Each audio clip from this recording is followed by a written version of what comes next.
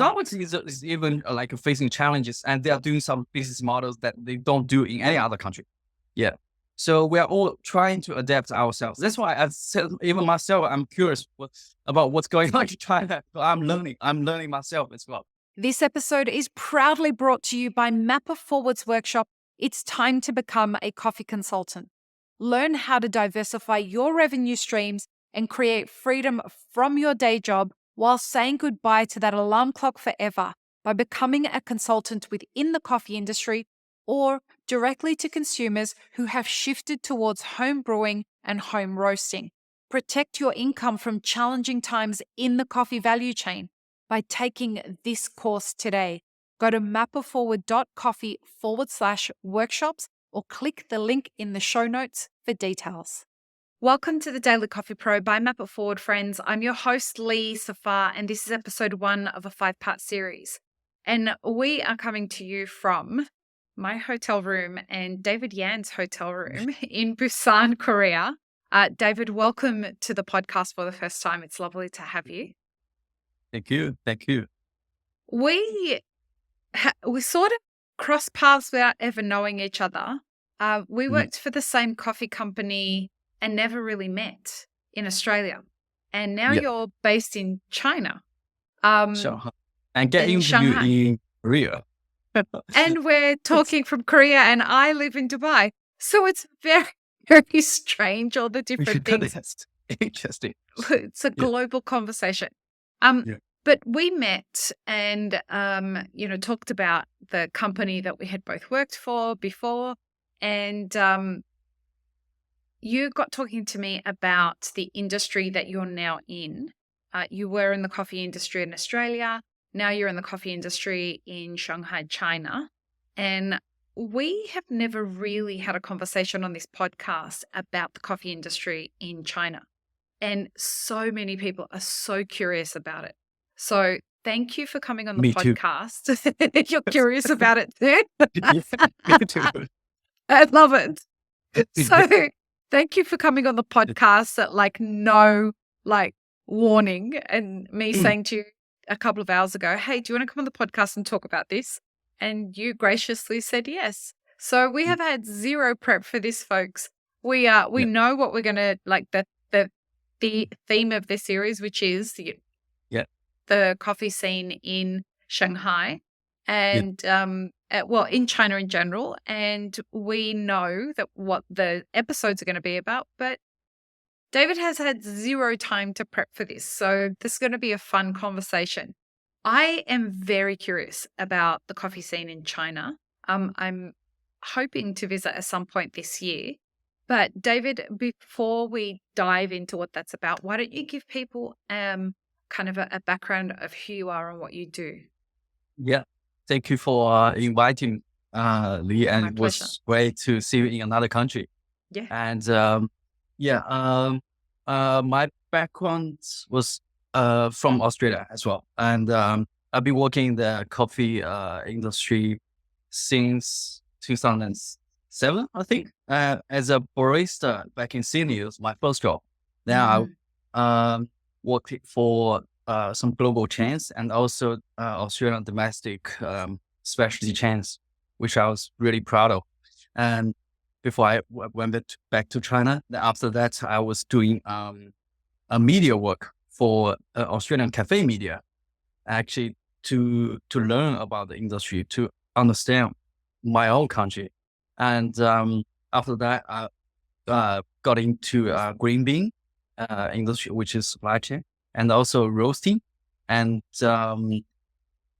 distributing coffee equipment and coffee machines, stuff like that. And my current company is called Sino-Wolf.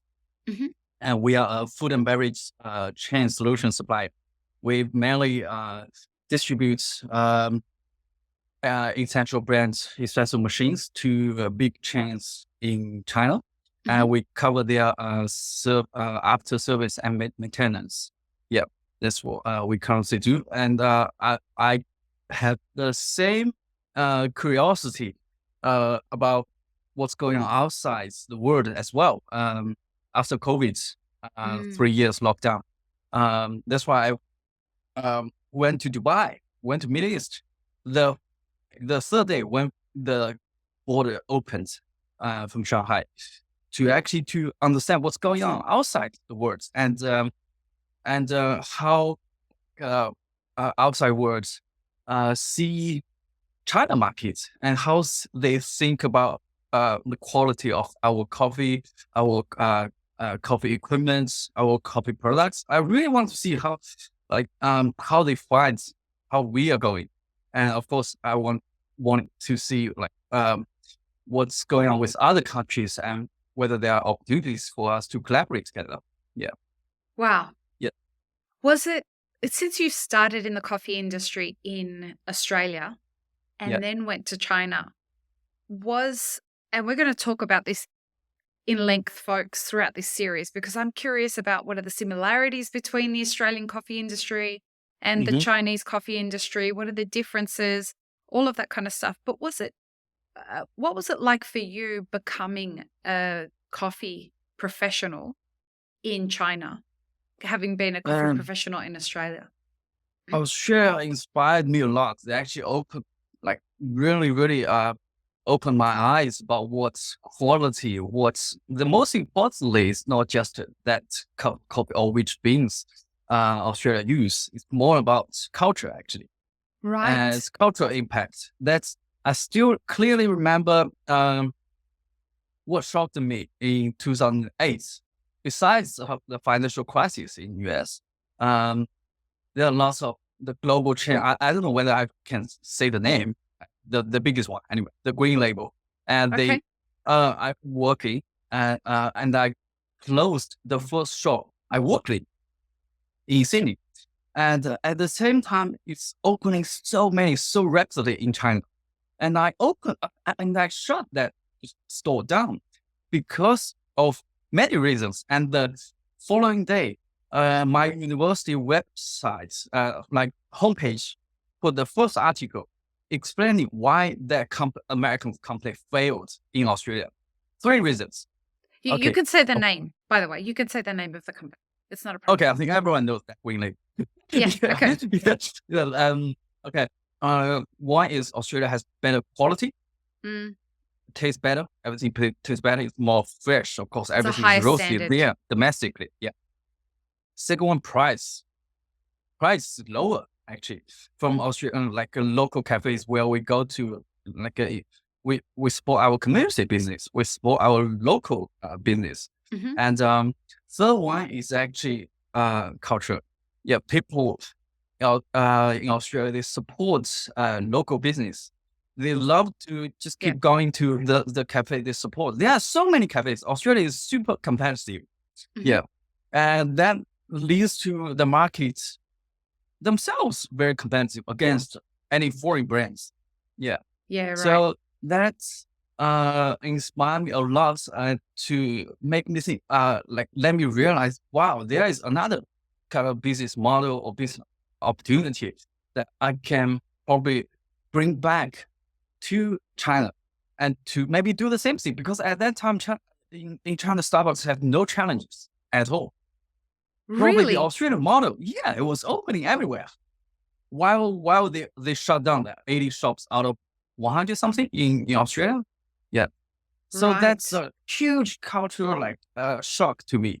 Like, okay, the my university article explains the reason why Australia wins in the coffee industry. Yeah. That's why also you can see Australia is leading in the whole world, especially coffee industry. Many successful whatever roasters or coffee brands back in each country, Asian countries, even Europe, like France or US, you'll find these people will have some Australian background. Australian They baristas. either were working there doing like part-time as barista, or yeah, they just went there to learn, or just Australians move to other countries to do the business. Like, say one of the most successful brands is called Wagas and Baker Spice. That's actually two owners. One from Denmark was Baker, I think, Okay. and the other lady is actually from Australia. And this is in China. Yeah, in China. And Okay. later on, they collaborated with Campbell's Okay. to do roasting. And also, that's how much they care about quality of coffee. Yeah. So give us a kind of a rundown of what the coffee industry in China looks like here in 2024. Because many people are so curious about this new emerging market that is China. You know, it grows its own coffee. We've all heard the stories about Luckin or Lushin, do you guys call it Lushin? 瑞幸. Luishin. Yeah. We hear that Starbucks is there. We hear about another brand called Coffee. We hear a lot of different things that are going on, but we don't really, we just get little bites of it. Can you give us a rundown of, is it a developing industry? Is there specialty coffee? What's the go? It's developed as in a speed as I imagined, I expected before I came back, but also in many ways, like unexpected in the business models and how the new domestic brands succeeded and to surpass Starbucks. I think Luckin surpassed Starbucks this year or last year by the total numbers of stores in China. Yeah.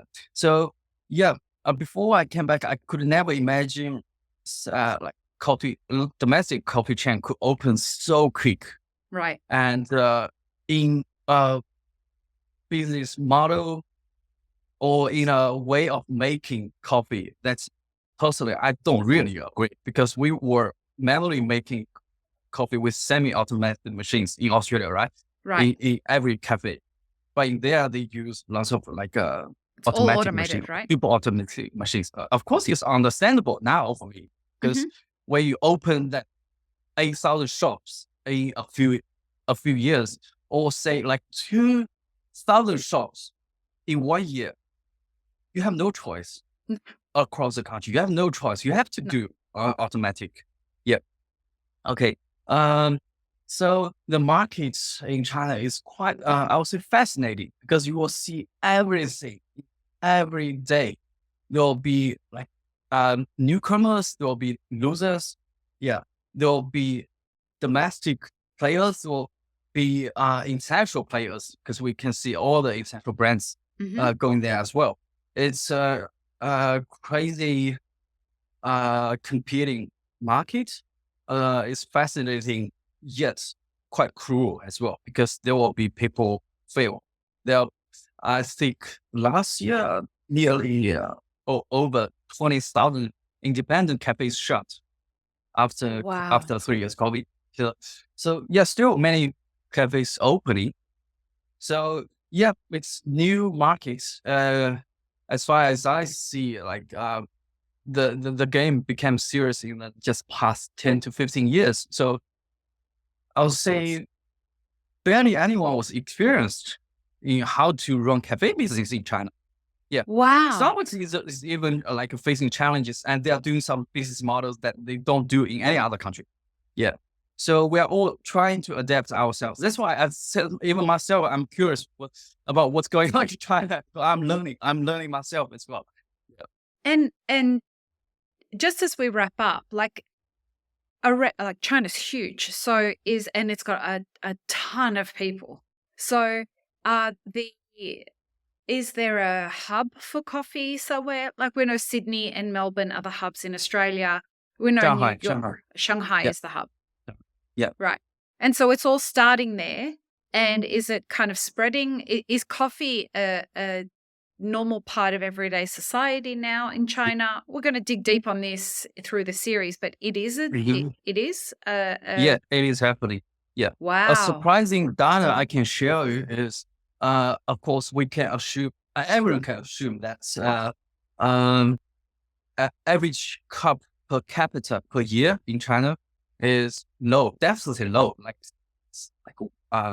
6 cups a year or something per person per year.